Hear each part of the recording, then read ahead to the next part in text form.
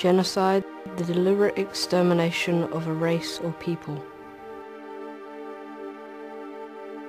Sudan, Congo, Rwanda, Bosnia, Kyrgyzstan, Guatemala, East Timor, Cambodia, Burundi, Bangladesh, Indonesia.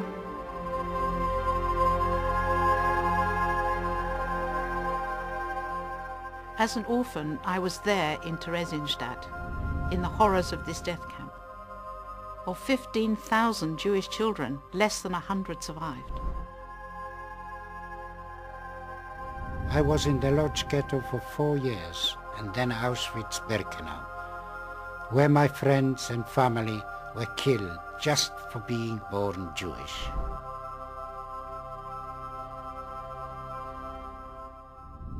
We are thrown out of our home and then our town to make it Judenrein. We lost everything when I was just 10 years old, imagine. Then in the ghetto they came to take all the children away. My mother hid me and my sister Stenia under her coat, but they took her away. She was only 8 years old, and she was my best friend, and I never saw her again. I feel very strongly that people in Britain today should learn good and decent values. Tolerance of others. Freedom of speech, opinion and expression. Equality before the law. democracy, Freedom of thought, consciousness and religion. a right to education, to learn from the past. These principles should never be taken for granted. The world is not how I thought it would be after the war. You know, with the race crimes, gang crimes, knife crimes, the bullying and prejudice and intolerance. In the neighbourhood there is quite a lot of racism going on, because I think we have quite a lot of gangs, and there's Asian gangs, black gangs, white gangs. Everyone has a knife, and if you ain't got the knife, you're the odd one out. So you're bound to lose a fight. You know what I mean? So you need something. You need it. They have friends who are members of gangs, they have friends who carry weapons. They have to choose to not live that life, and that's a huge challenge for them. We work with them through history, through the Holocaust Education Trust, to realise that this doesn't have to happen. And that's why HET has developed a programme for schools in areas of rising racial tension. It's called Think Equal. This has been a pilot project until now. It's developed into a crucial part of the Holocaust Educational Trust's programme across the country. We piloted this project in inner city schools and realised that we were making a tangible difference. So now we're launching Think Equal to make it available to all schools around the country.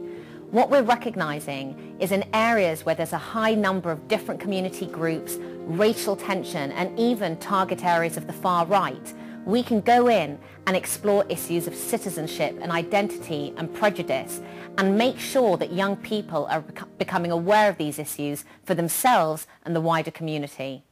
By education and example, they will be able to make a difference to Britain and to the world.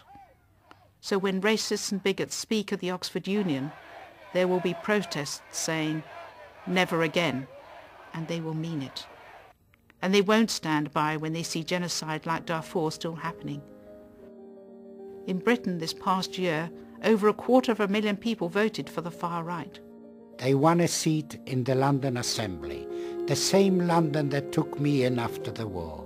Something somewhere has gone wrong, and I don't want it to get worse.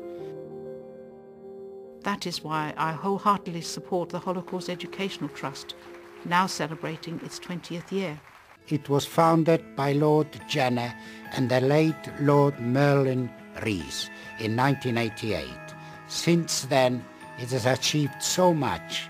It's been instrumental in establishing Holocaust Memorial Day. They have helped put the Holocaust on the curriculum in every school in the country.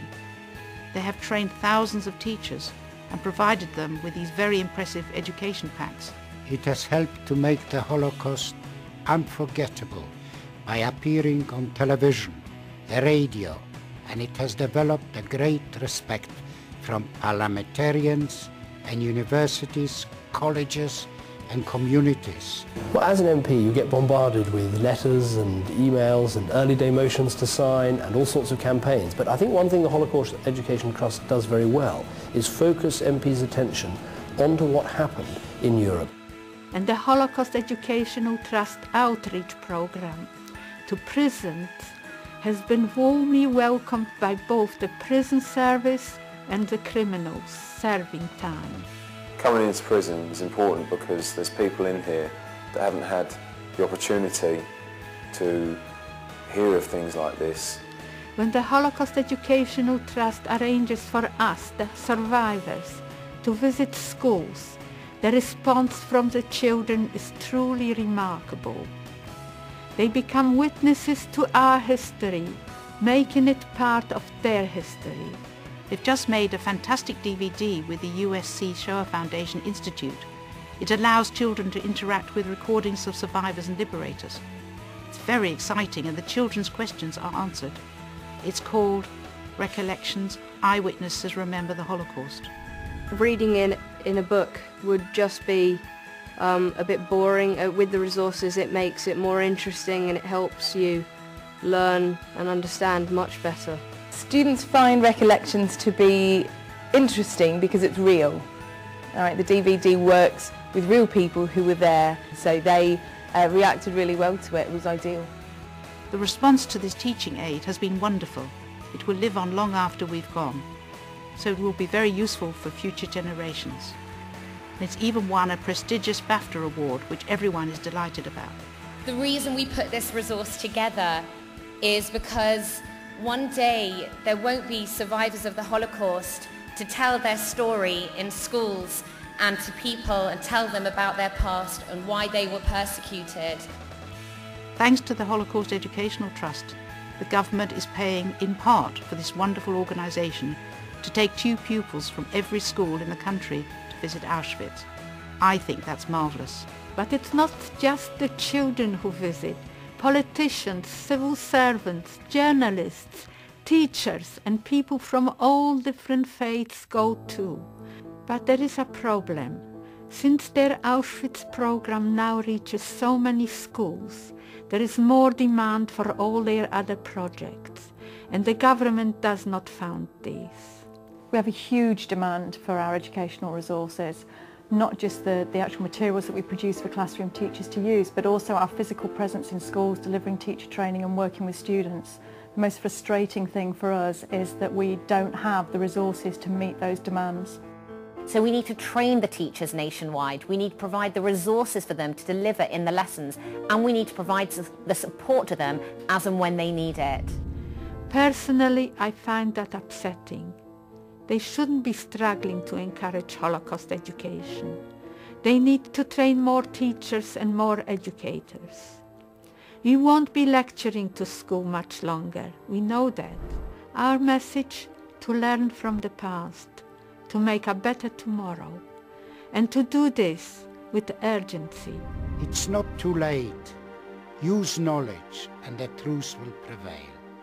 We pass this responsibility on to you, because you will live as we have lived for our children. We lived the horrors of prejudice and intolerance, so we ask you, we beg you, and the Holocaust Educational Trust, to teach, teach, and teach them well.